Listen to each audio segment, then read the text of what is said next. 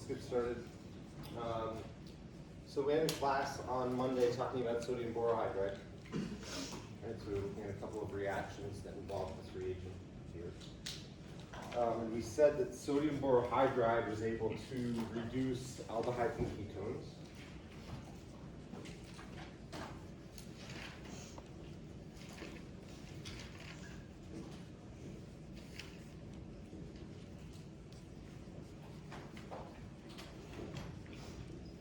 Right, so if we take an aldehyde and treat it with sodium borohydride, we're going to deliver a hydride to the carbonyl.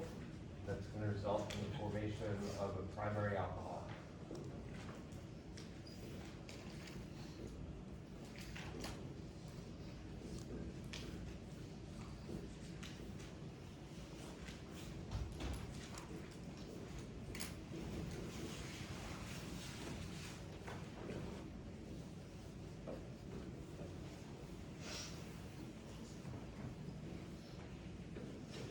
Right, if we take ketone and treat it with sodium borohydride, that's going to result in the formation of a secondary alcohol.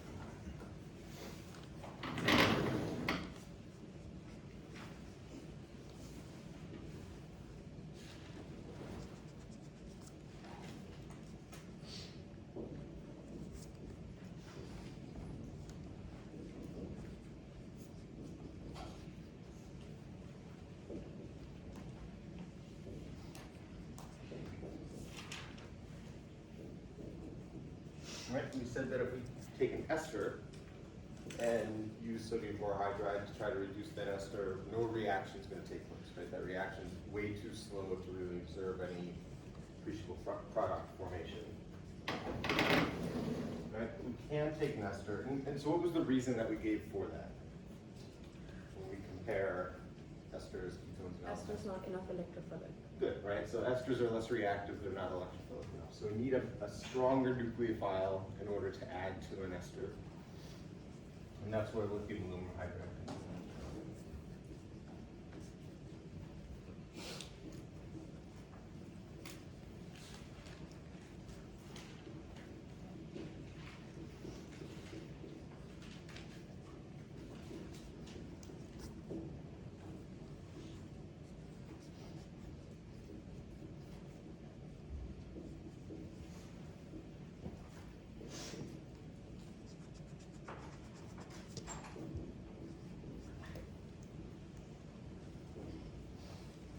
Right, so lithium aluminum hydride we can take and use that to reduce the ester.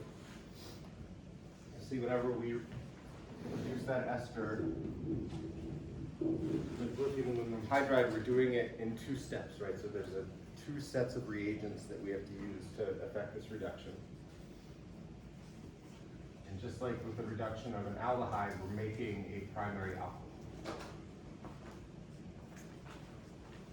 Right, so real quick, see if you could draw a mechanism that explains this transformation, right? And then we'll talk about the differences between lithium aluminum hydride and sodium borohydride.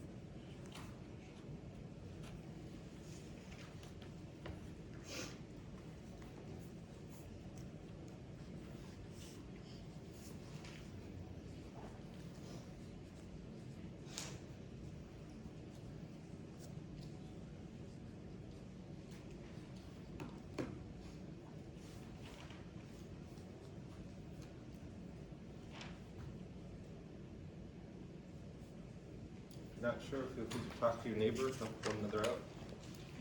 Are you protonating the carbonyl oxygen first? I flipped the two around. That was really just like what we had done there. Yeah.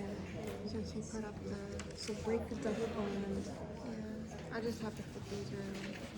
Do them in the middle of water for me to make sense of it.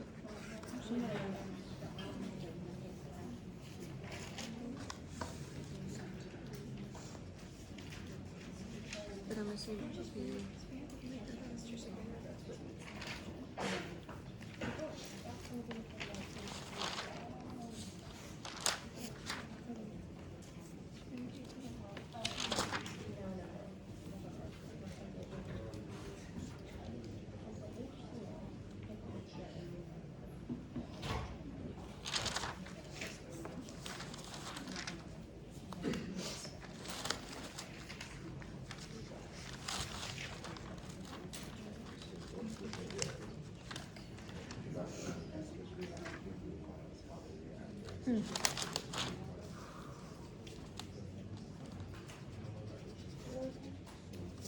Think about how esters usually react. Any other nucleophile that adds to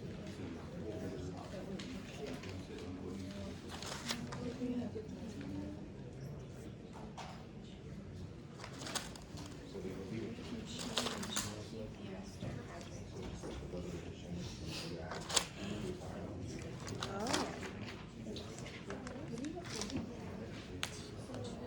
What's THF again?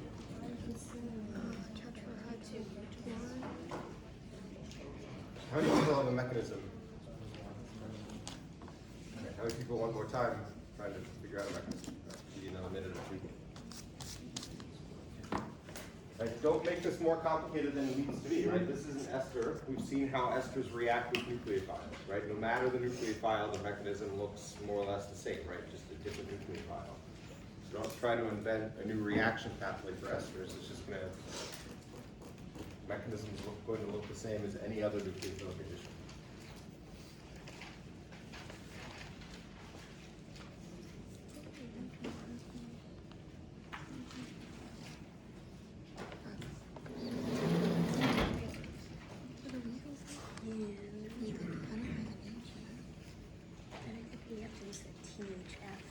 To protonate.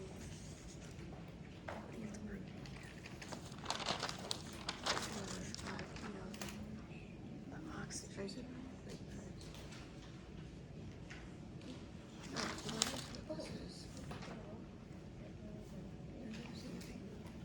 Yeah. That's isopropyl alcohol.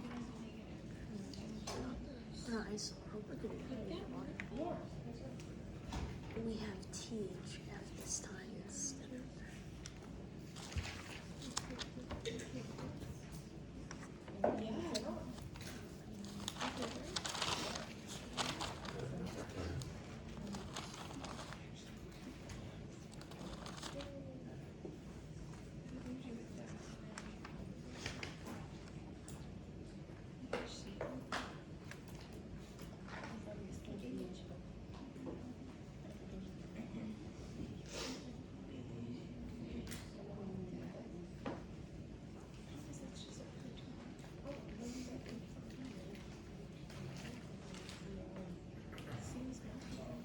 All right, let's go over this really quickly. Okay, first of all,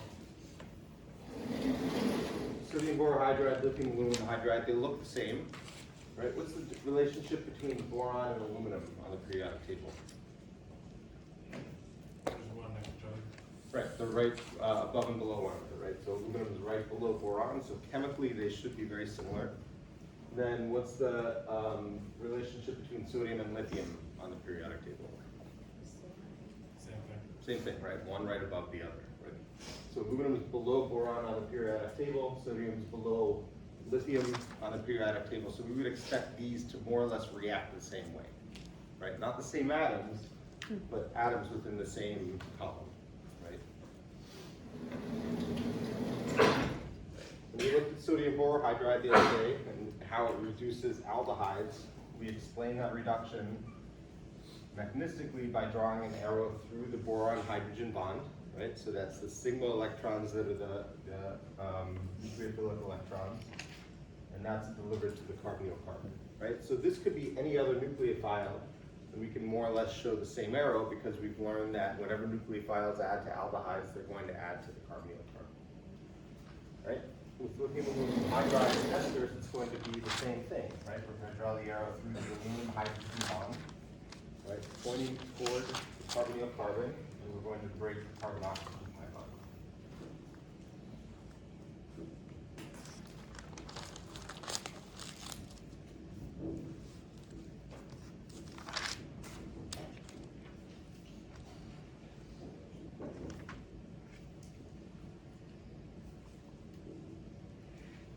That's going to take us to an alkoxide, our tetrahedral intermediate.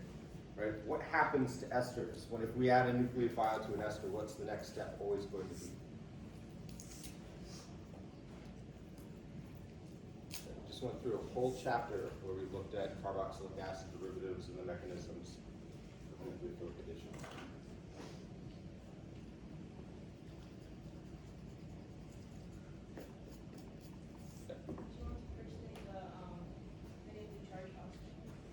We don't want to protonate the oxygen. Get rid of the oxygen tail, so protonate the oxygen and make it an alcohol. We're not going to protonate anything yet. So remember, esters are just carboxylic acid derivatives. Right? When we add nucleophiles to them, they have a leaving group. We could write it out as the real leaving group, right? We could represent it as X. We don't really care what it is, right? Or we could represent it as LG if we wanted to show that it's a leaving group. Would we take a set of the electrons and make it another double bond and take out the leaving group there? Good. So just like the other nucleophilic additions, we're going to reform the pi bond, take out the leaving group, right? In this case, the nucleophile is hydrogen. The leaving group is an alkoxide, right? Just because it's a different nucleophile doesn't make this mechanism work any differently than the other ester addition mechanisms.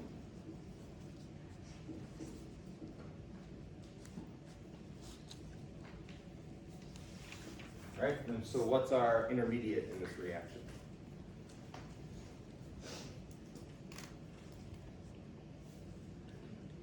Functional group is that? Aldehyde, right? So get rid of the leaving group, form an aldehyde. What's going to happen at this point?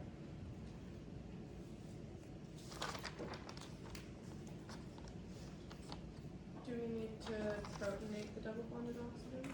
No, we don't have an acid available.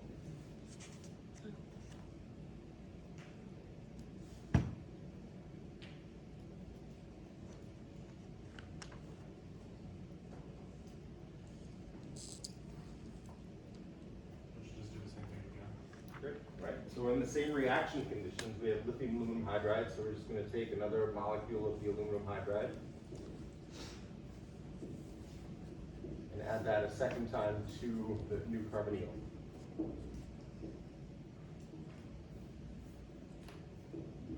Right? You can see on that carbon of the product, right, what that was the ester carbon or comes the aldehyde carbon.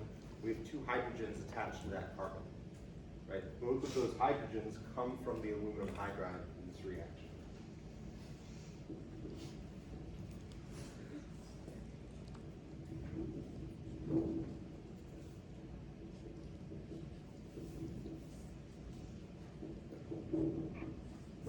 Right? That's going to get us to the alkoxide.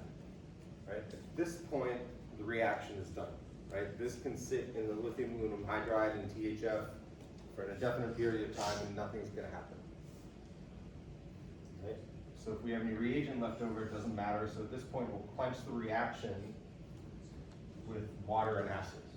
Right? So this second step is just a proton quench.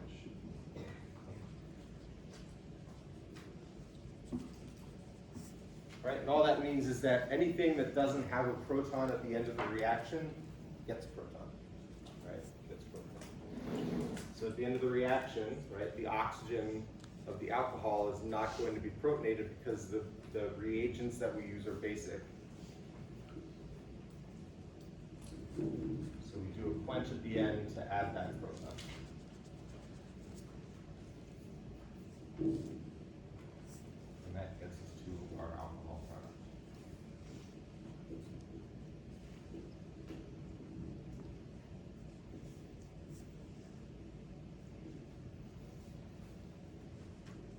All right, primary alcohol. Okay, so reduction of esters give us a primary alcohol. We get 2 hydrides delivered to that carbonyl carbon. And we lose the leading group just like in every other ester substitution reaction.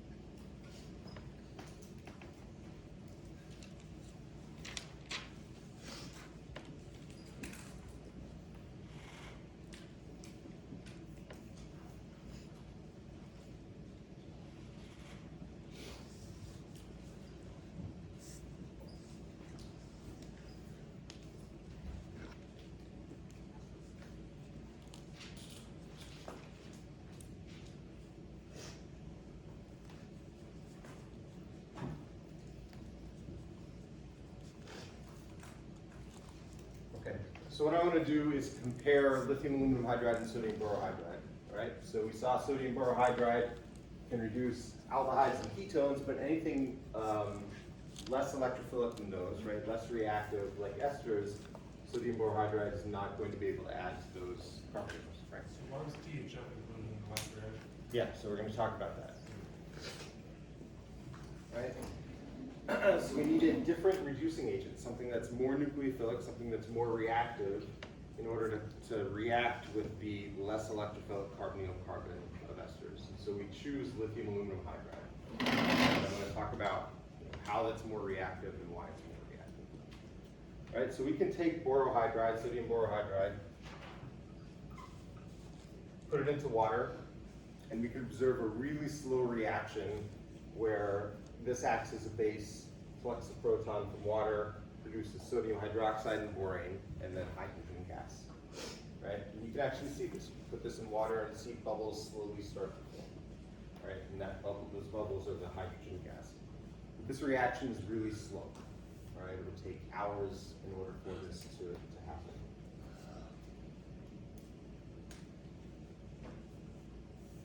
Try the same thing with lithium aluminum hydride.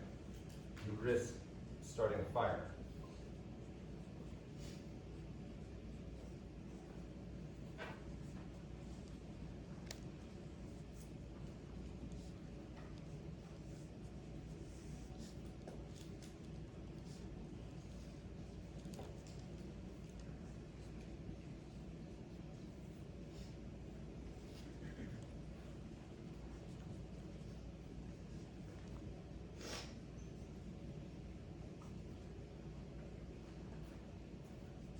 Right, so that acid-base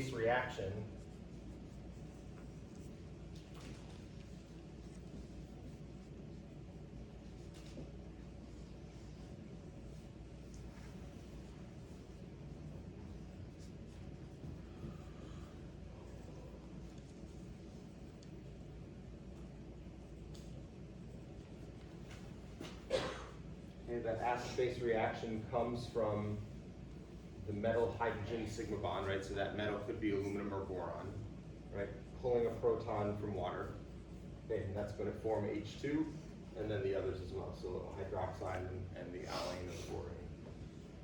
Okay, it's important to note that sodium hydroxide and borane are going to react more, right? Lithium aluminum hydroxide and alane are also going to react more. We're not going to care about those secondary reactions right now, though. Right? We're only thinking about how basic is borohydride versus how basic is aluminum hydride, right? And right now, what this is showing is that borohydride is mildly basic.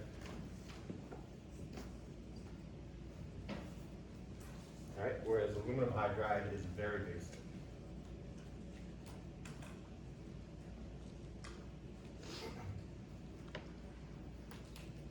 Okay, so again, we could pour hydride into water, right, and not observe too much happening. That reaction's really mild, really slow, going to take a while to produce the hydrogen gas. Right, where aluminum hydride, if we pour aluminum hydride into water, it's going to bubble, right, fizz. If we pour enough of the aluminum hydride into the water, we're actually going to start a fire, because the heat produced in the reaction is enough to ignite the hydrogen gas. All right, so really, really basic, much stronger of a nucleophile, which is why we can add these two esters.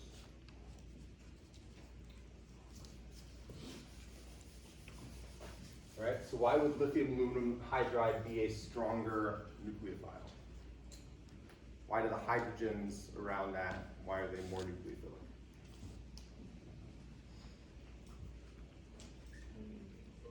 Because they're in a higher energy orbital. Sure, yeah, we could say the sigma electrons are higher energy electrons. Why? Because they're not, well, aluminum's a bigger molecule, so the hydrogens are farther away from the nucleus, so it's more willing to be. Okay, so aluminum's a bigger atom, right, not a bigger molecule. And we could say that the aluminum hydrogen bond is longer, okay? And maybe that bond is probably weaker. I'm okay with that.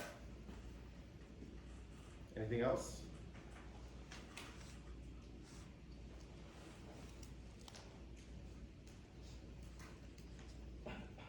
And you know the differences between these two, right? You can see they're the same shape, right? Roughly the same atomic composition. There are two differences, right? Where one has boron, the other is aluminum. Where one has lithium, the other has sodium. Is it because it's less electronegative? Okay, how does that affect the metal hydrogen bonds? So the dipole would be more towards hydrogen. Great, right? So aluminum is more electropositive, boron is more electronegative. Both are bonded to hydrogen, so that means that this bond is polarized somewhat towards hydrogen, where this bond is really polarized towards hydrogen, right? So this hydrogen has a partial negative charge.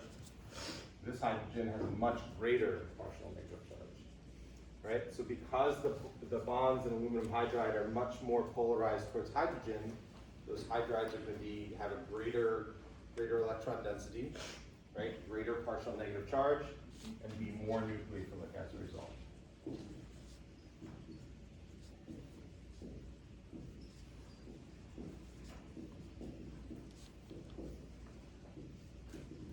Right? And they're also going to be way more basic, which is why you see aluminum hydride, whenever it's mixed with water, creating a somewhat violent reaction, right? Or hydride just kind of sitting there and staring at water.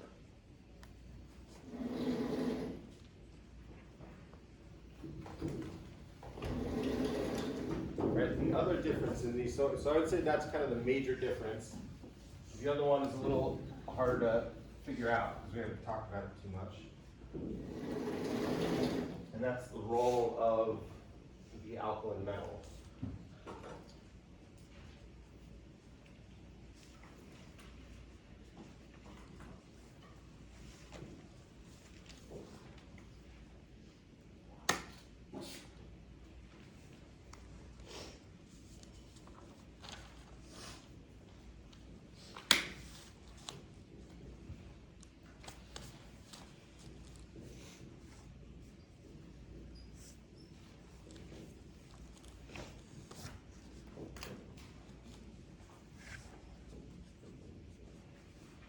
So far, when we've been talking about the role of these metal ions in mechanisms, we say that they're just spectator ions, right? They're there to counterbalance the charge. And that's a really simplified view.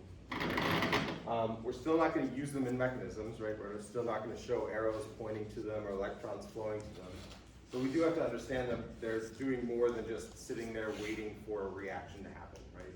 Waiting and watching a reaction. Right, and so in this case, they can take on the role of Lewis acids in reactions, help activate carbonyls. All right, so sodium, right, positively charged ion, it's It's going to be associated with anything that has a formal negative charge, right? Or in this case, it's also going to be able to associate with anything that has a partial negative charge. Because this bond is polarized, your carbonyls are going to be polarized towards oxygen. Oxygens are going to have a partial negative charge.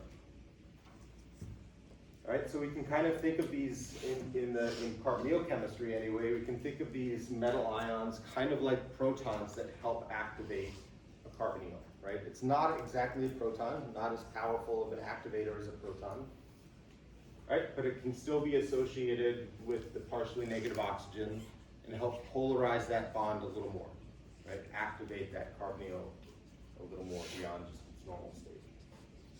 Right, so this is going to happen with both sodium and lithium.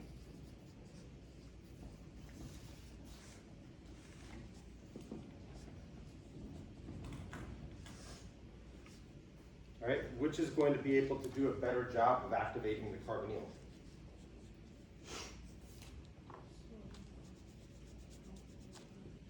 Based upon, I mean, you could do it based upon what you know about sodium or lithium. You could also make that answer based upon what you know about lithium aluminum hydride or lithium,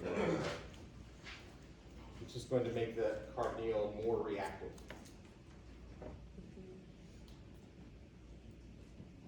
Lithium? Yeah, why? Because it's more has more electronegativity than. Yeah, so I would say electronegativity here is not going to be the reason, right? Because it doesn't have any valence electrons, it's just an ion, right? So electronegativity is not going to be Is it because it's bigger? good. So sodium's bigger, right? Which means which one can get closer to the oxygen? Lithium. Good. Right, so lithium is this ion, small ion. Sodium's a much bigger, positively charged ion.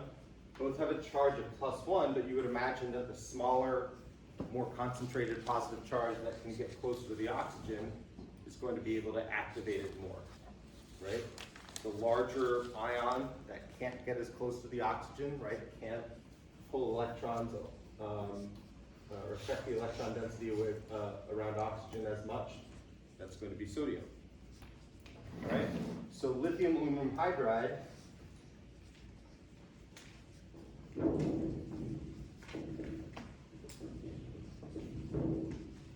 right, has a couple of qualities that make it better. More nucleophilic.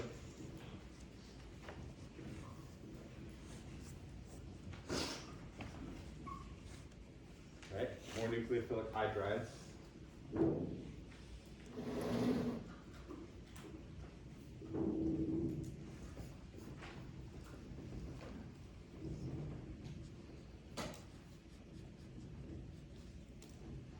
Right? And the fact that it uses a lithium salt is going to cause it to make the electrophile a better electrophile. Right? So we're improving both reaction partners, both parts of the reaction, right? Better nucleophile in the hydrides, lithium makes the carbonyl a better electrophile. Right? And so that's why we can use lithium aluminum hydride to reduce all of the carbonyl compounds. Right? We just have to treat it differently because we know it's a much more reactive hydride group.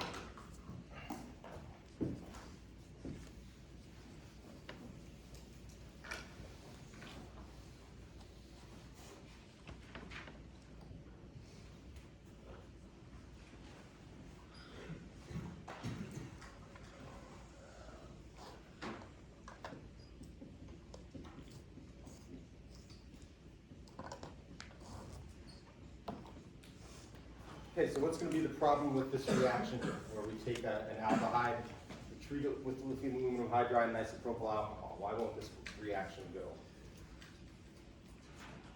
So this speaks to a question Frank asked earlier.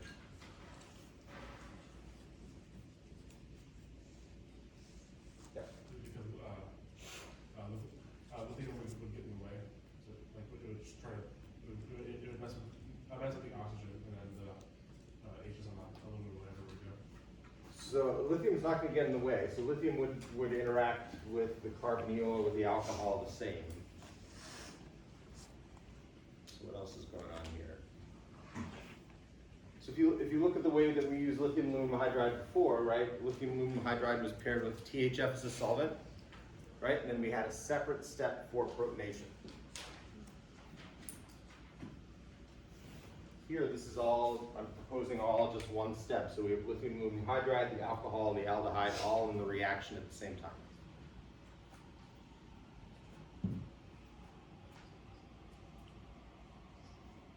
Product that we would get from this is just the starting material.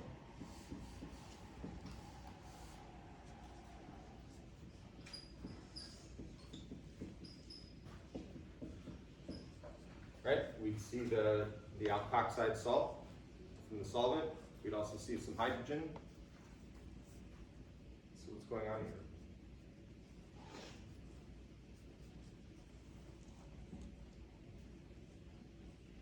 Isn't that the lithium aluminum hydride and the isopropyl alcohol just interact with each other instead of they're reacting?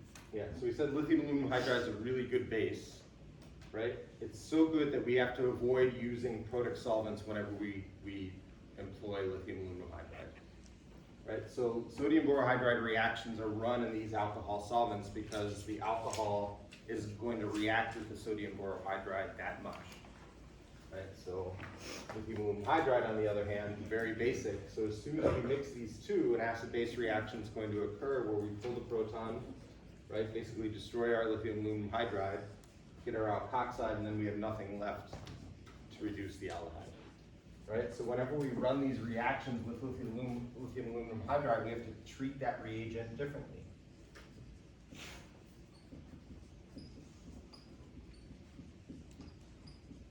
Right? We run these reactions in ethereal solvents usually, so THF or diethyl ether, something that doesn't have a proton, right? Something that's not acidic.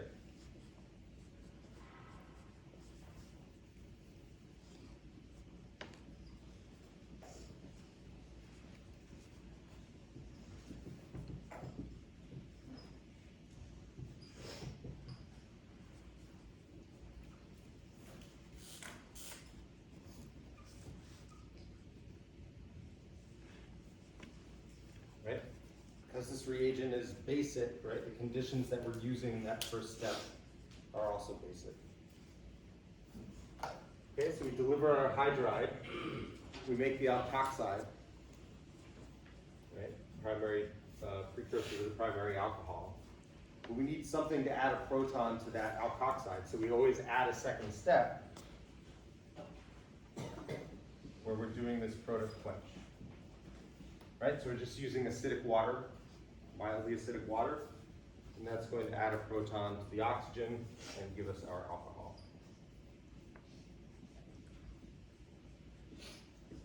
Right, with sodium borohydride, everything's in there at the same time. We have our proton source in there, right? We have our reducing agent in there, so we don't need two steps. We can run it as an alcohol and use that alcohol as the product quench at the same time. Right, lithium aluminum hydride, much stronger.